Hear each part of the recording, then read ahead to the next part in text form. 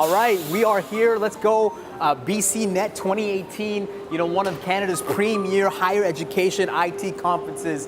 And we're going to have a lot of fun. There you go.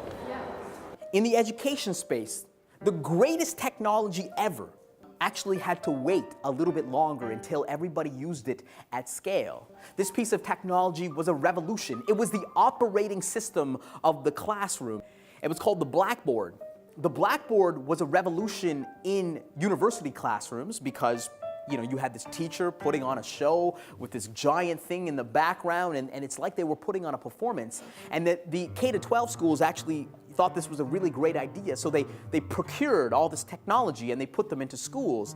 But they actually weren't used at scale. And the reason why they were purchased was that everybody thought that the blackboard was a really great idea to present information. But the problem was, in the early 1800s, everybody was in one schoolhouse.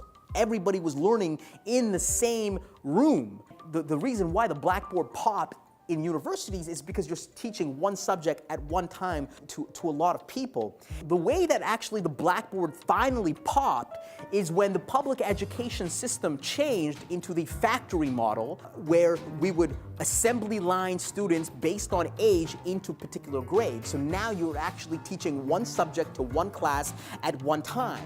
And at that time, that is when the blackboard was actually used at scale.